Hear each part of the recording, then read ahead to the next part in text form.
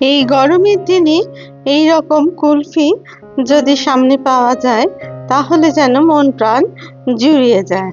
তাই আমি এই আমের সিজনে কিভাবে খুব সহজেই আপনারা বাড়িতে ম্যাঙ্গো কুলফি বানিয়ে নিতে পারবেন সেই রেসিপি নিয়েই আজকে আমি আপনাদের কাছে হাজির হয়েছি। হ্যালো এভরিওয়ান, অসীমার কিচেনে আপনাদের সকলকেই স্বাগত।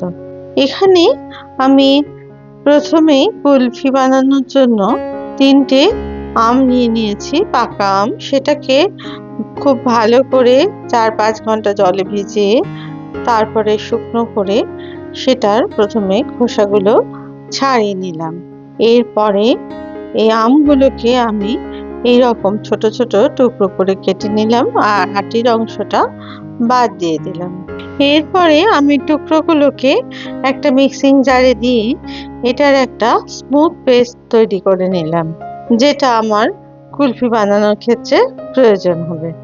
এরপরে অন্যদিকে আমি 20 গ্রাম মতো আমন্ড আর 25 গ্রাম মতো কাজু বাদাম ভিজিয়ে দিলাম জলের মধ্যে। অন্যদিকে গ্যাসের উপর একটা কড়াই বসিয়ে তার মধ্যে প্রথমে দিয়ে দিলাম একটুখানি জল, যাতে করে দুধটাকে জাল দেওয়ার সময় দুধটা কোনো কারণেই তলায় ধরে না যায়। এরপর দিয়ে দিলাম এখানে আমি 1 লিটার মতো ফুল ক্রিম মিল্ক। তারপরে দুধটাকে খুব ভালো করে আমি জাল দিতে থাকলাম। আমি আজকে ফুল ক্রিম মিল্ক ব্যবহার করেছি, আপনারা চাইলে অন্য যে কোনো দুধ ব্যবহার করতে পারেন। টোন মিল্ক ব্যবহার করলে অবশ্যই আপনারা সেখানে 250 গ্রাম মতো মিল্ক পাউডারে কিন্তু ব্যবহার করবেন। সেটাও দুধের মধ্যে গুলে তবে দিয়ে দেবেন, কারণ দুধটাকে একদম ক্ষীরের মতো তৈরি করে নিতে হবে, তাহলে কুলফির স্বাদ কিন্তু দ্বিগুণ হয়ে যাবে।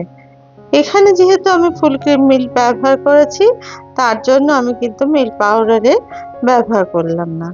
এবার দুধটাকে খুব ভালো করে জাল দিতে থাকলাম।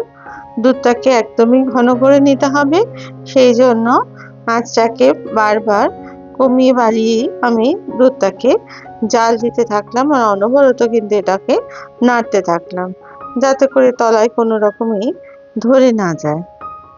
এরপর যে আমি কাজু বাদাম আর আলমন্ডটা ভিজিয়ে রেখেছিলাম সেটাকে নিয়ে নিলাম মিক্সার জারে। তার মধ্যে আমি দিয়ে দিলাম একটুখানি গরম দুধ, যাতে করে পেস্টটা একদম স্মুথ হয় সেই কারণে। এরপর আবার দুধটাকে কিন্তু জাল দিতে থাকলাম।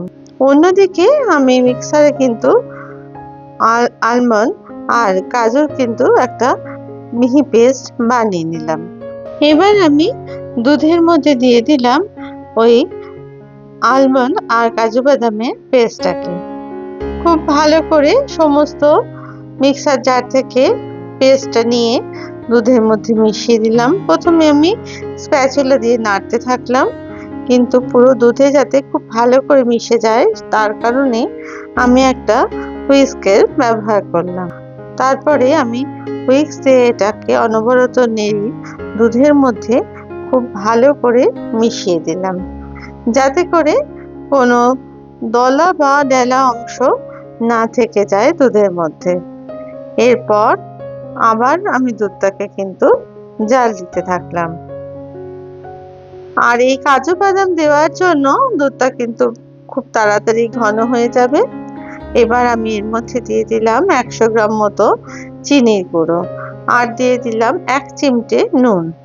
তারপরে সেটাকেও আমি হুইস্ক দিয়ে খুব ভালো করে চিনি আর নুনটাকে মিশিয়ে দিলাম। চিনির পরিমাণটা আপনারা আপনাদের নিজেদের স্বাদ অনুযায়ী অবশ্যই দেবেন, যেহেতু আমরা বাড়ির সকলে একটু কম মিষ্টি খাই তাই আমি এখানে অল্প চিনির ব্যবহার করেছি। তবে আপনারা 200 গ্রাম মতো চিনি অবশ্যই কিন্তু কুলফিতে ব্যবহার করতে পারেন। এরপর দেখুন জাল দিতে দিতে এটা অনেকটাই কিন্তু ঘন হয়ে এসেছে। আর এইবার আমি আরো 2-3 মিনিট এরকম নাড়াচাড়া করে আমি এবার গ্যাসটাকে অফ করে দিলাম।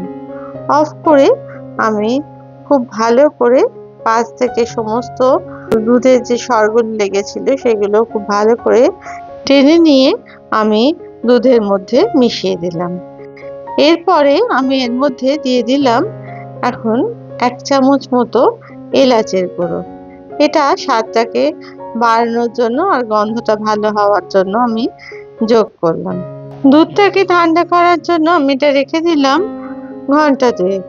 তারপরে এটা যখন ঠান্ডা হয়ে গেল, আমি একটা বাটির মাপ করে আমি এই বড় মিক্সার জারে এটাকে দিয়ে দিলাম।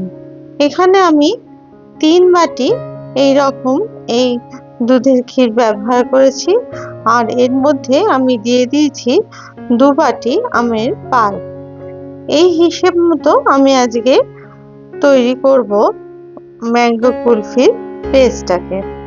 এবার সমস্ত অংশটা আমি মিক্সার জারে দিয়ে খুব ভালো করে এটাকে পিষে নিলাম, যাতে করে এটার মধ্যে একটা ক্রিমি ভাব এসে যায়। সেই কারণে এটা মিক্সার জারে কিন্তু আমি ঘুরিয়ে নিলাম। এই পরিমাণ দিয়ে আপনারা যদি কুলফি বানান সেটা কিন্তু একদম পারফেক্ট হবে। এরপরে চামচের সাহায্যে কুলফির যে মোল্ড থাকে তার মধ্যে আমি এই ম্যাঙ্গো পেস্টটাকে দিয়ে দিলাম। দিয়ে কুলফির যে মুখগুলো আছে সেগুলো কিন্তু আটকে দিলাম। এইভাবে মোল্ডগুলো আটকে আমি এটাকে ফ্রিজে রেখে দিলাম 6 থেকে 7 ঘন্টার জন্য, যাতে করে কুলফিটা একদম বসে সুন্দরভাবে সেট হয়ে যায়। যদি আমার এই রেসিপি আপনাদের ভালো লেগে থাকে তাহলে প্লিজ লাইক, শেয়ার আর কমেন্টস করতে ভুলবেন না। আর আপনারা যদি আমার চ্যানেলের নতুন বন্ধু হন তাহলে প্লিজ চ্যানেলটিকে সাবস্ক্রাইব করে দেবার অনুরোধ রইল।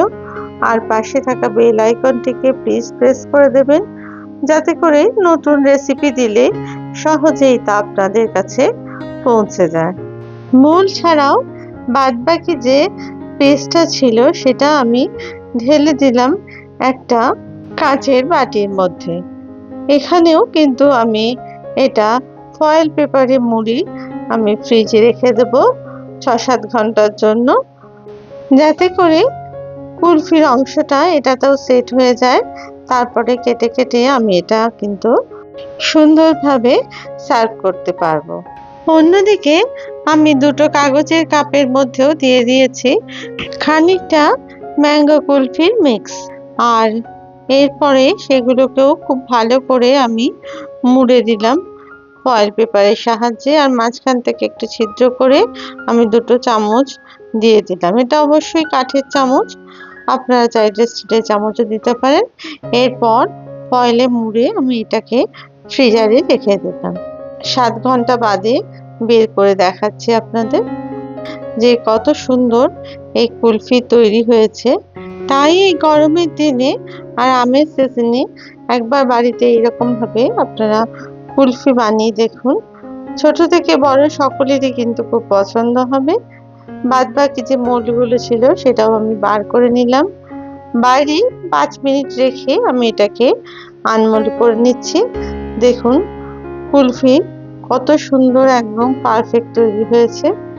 দেখতেও যতখানি সুন্দর হয়েছে, খেতেও কিন্তু ততখানি সুন্দর হয়েছে এই ম্যাঙ্গো কুলফি।